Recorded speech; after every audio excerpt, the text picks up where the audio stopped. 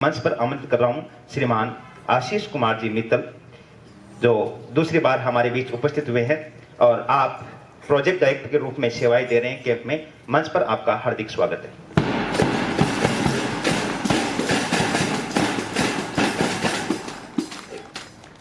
Good morning everyone.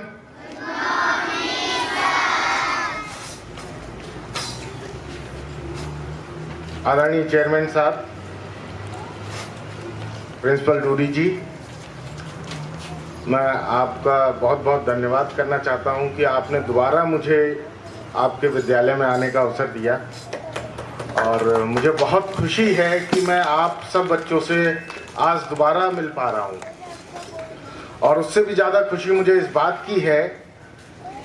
कि पिछली बार जब मैं यहाँ आया था और इस बार जब मैं आया हूँ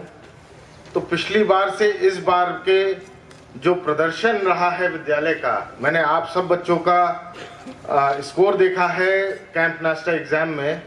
जो पिछली बार का पार्टिसिपेशन था और स्कोर था और इस बार का जो पार्टिसिपेशन और स्कोर रहा है उसमें बहुत ज़्यादा अंतर रहा है। और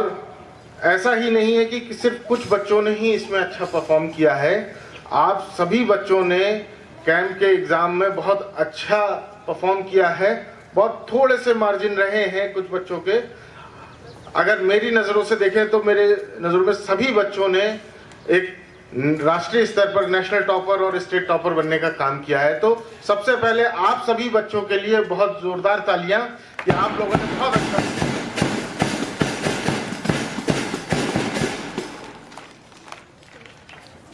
पिछली बार जब हम यहाँ आए थे, मैंने डूडी साहब से बहुत सारी बातें कही थी कि मुझे इस विद्यालय में बहुत सारी संभावनाएं नज़र आती हैं, आप बच्चों में बहुत सारी संभावनाएं नज़र आती हैं और हम बराबर संपर्क में रहे और हमने कोशिश की कि कुछ इस तरीके की सुविधाएं विद्यालय में लाई जा सकें जिससे कि आप लोगों को पढ़ने के अलावा बहुत नई चीज़ों को सीखने का भी अवसर मिल सके। इसके लिए हमने कैंप सेंटर ऑफ एक्सीलेंस में रोबोटिक्स और एआई की लैब विद्यालय में स्थापित की है। और ये सेंटर ऑफ एक्सीलेंस का मतलब खाली लैब सेटअप करना नहीं है, इसका पर्पस है कि विद्यालय के अंदर आप लोगों के लिए किस तरीके का एनवायरनमेंट क्रिएट किया जा सके जहाँ पे आप जो पढ़ रहे हैं, जो आप लोग क्लासरूम में सीख रहे हैं, उसको प्रैक्टिकल किस तरीके से अप्लाई किया जा सकता है उसको समझ पाएँ, इनोवेशन कर पाएँ, नई चीज़ें बना पाएँ, अपने आसपास की चीज़ों को समझ पाएँ, जान पाएँ और जो उनमें समस्याएं नज़र आती हैं उन समस्याओं को सिर्फ देखें नहीं, उसके समाधान भी खोज सकें। और मैं आप लोगों को बताना चाहता हूँ, ये कोई बहुत बड़ी बात नहीं है किसी समस्या का समाधान खोजना, ये बहुत साधारण बात है। मैंने ऐसे कई सारे बच्चों को देखा है, मैं जानता हूँ,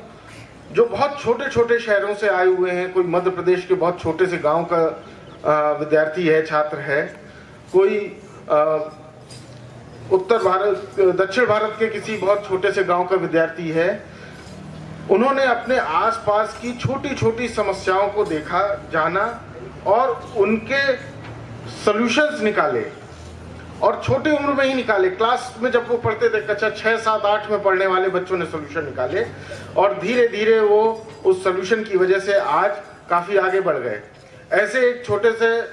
एक छात्र का मैं उदाहरण देना चाहूँगा, जिसने जब वो कक्षा 9 में था, उसने अपनी दादी की एक बीमारी को देखते हुए उनकी बीमारी में मदद करने के लिए, एक पार्किंसंस नाम की बीमारी होती है जिसमें चल नहीं पाते हैं आप ठीक तरीके से, उसको हेल्प करने के लिए, उसका सोल्यूशन निकालने के लिए उसने एक स्टिक बनाई और उस स्टिक के लिए उसको पेटेंट भी मिला और वो विद्यार्थी कैंप का पार्टिसिपेंट भी रहा। अब वो विद्यार्थी कक्षा 12 से उत्तीर्ण होकर निकल चुका है और इस समय वो इसरो में अपना इंटर्नशिप प्रोजेक्ट कर रहा है। इसी साल उसको इसरो में इंटर्नशिप, लास्ट ईयर जब हम उसको विजिट के लिए इसरो में लेके गए थे, उसके बाद उसका वहाँ इंटरेस्ट आया और उसको इसरो ने इंटर्नशिप करने का मौका दिया। मैं ये बात आपको इसलिए बता रहा हूँ कि ऐसा जरूरी नहीं है कि वो उसमें कोई बहुत एक्स्ट्रा ऑर्डिनरी टैलेंट हो, उसके कोई मार्क्स बहुत अच्छे नहीं आते थे, पढ़ाई में वो एक एवरेज स्टूडेंट था, बट उसके अंदर चीज़ों को ठीक करने की एक जिज्ञासा थी, एक उत्सुकता थी कि मैं अपने आसपास की जो समस्याएं हैं उसका समाधान कर सकूं। वो हमेशा खोजते रहने की एक उसके अंदर उत्सुकता थी कि मैं कुछ नया क्रिएट कर पाऊं, नई चीज़ें बना पाऊं। कोविड के टाइम पे भी उसने कई सारे इनोवेशन करने की कोशिश की, और इस तरीके की चीज़ें आप में से कोई भी कर सकता है, आप सभी कर सकते हैं। और मैं उम्मीद करूंगा कि जब अगली बार हम यहाँ पे आएँ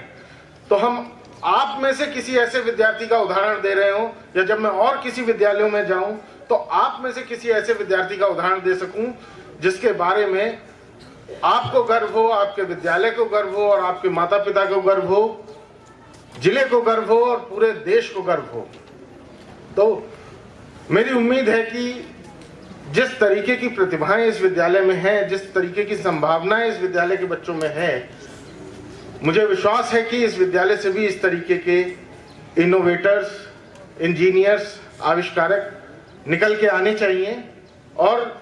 जो आने वाले समय में देश की प्रगति और उन्नति के लिए अपना योगदान कर सकेंगे। जो कैंप का एक ऑब्जेक्टिव है हमारा और विजन है, वो देश को ग्लोबल लीडर बनाना है साइंस एंड टेक्नोलॉजी की फील्ड में। जैसा कि राजीव गुप्ता जी ने भी कहा कि देश को विश्व गुरु बनना है, और विश्व गुरु बनने के लिए आज से ही हमें ये तैयारी करनी पड़ेगी। जो आप बच्चे हैं, और विद्यालयों के माध्यम से ही हमें ये तैयारी करनी पड़ेगी कि किस तरीके से हम जो भविष्य की टेक्नोलॉजी हैं, आने वाली जो भविष्य की रिक्वायरमेंट्स हैं, उसके लिए हम अपने बच्चों को तैयार कर पाएँ, ताकि जब वो अपनी पढ़ाई खत्म करके अपने श्रम से देश में योगदान दे सकें, तो वो बेहतर योगदान दे सकें, और जो भविष्य की टेक्नोलॉजीज़ हैं, जो भविष्य में आने वाली ज़रूरतें हैं, उसके लिए वो पहले से तैयार हों। और जब वो पहले से तैयार होंगे तो भारत के अंदर इतनी संभावना है कि विश्व गुरु बनने से कोई नहीं रोक पाएगा। एक बहुत अच्छा कोट है जो मैंने कुछ दिन पहले पढ़ा था, कि अगर आपको एक्सीलेंस करना है तो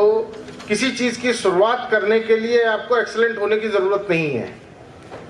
आपको एक्सीलेंट बनने के लिए शुरुआत करने की ज़रूरत है। कि जब आप शुरुआत करते हैं एक्सीलेंट बनने के लिए, तब आप एक्सीलेंट बन पाते हैं। कोई नई शुरुआत करने के लिए आपको योग्यता की ज़रूरत नहीं। तो आज से हम सब लोग प्रण लेते हैं कि हम अपने आप को योग्य बनाने पर ज़्यादा फोकस करेंगे, अपनी क्षमताओं को बढ़ाने में ज़्यादा फोकस करेंगे, अपनी क्षमताओं को समझने पे ज़्यादा फोकस करेंगे। और अब जब आप अभी बच्चे अपना रिजल्ट देखेंगे तो आपको ये पता चलेगा, या अगर आपने देखा होगा तो उसमें हमने जो 8 पैरामीटर्स दिए हुए हैं, वो आपकी क्षमताओं का ही उसमें विवरण दिया गया है कि क्या उसका स्तर है और किस तरीके से आप उसमें और इम्प्रूवमेंट कर सकते हैं। इसके साथ एक और आखिरी महत्वपूर्ण बात मैं उन बच्चों के लिए कहना चाहूँगा जिन्होंने इस विद्यालय से राष्ट्रीय स्तर पर, राज्य स्तर पर और जिला स्तर पर एक अच्छा प्रदर्शन किया है। कैंप में जैसे कि हमारा एक स्कॉलरशिप भी हम बच्चों को देते हैं, जो नेशनल टॉपर्स हैं उनके लिए, जिस विद्यार्थी को नेशनल टॉपर, उसके लिए 10,000 रुपये की एक स्कॉलरशिप कैंप की तरफ से दी जाएगी। तो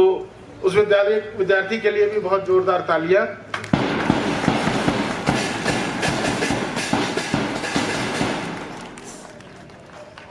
देवांग जंगीर, हाँ। और इसके बाद स्टेट टॉपर जो गौरव हैं, उनके लिए भी एक 5,000 रुपये की स्कॉलरशिप कैंप के द्वारा दी जाएगी। तो मैं आप सभी विद्यार्थियों को बहुत बहुत शुभकामनाएं देता हूं, विद्यालय को बहुत बहुत शुभकामनाएं देता हूं, और आशा करता हूं कि आने वाले समय में GIS से देश के कुछ ऐसे प्रभावशाली लोग निकलेंगे जो आने वाले समय में देश के भविष्य का निर्माण करने में योगदान करेंगे। बहुत बहुत धन्यवाद आप सबको।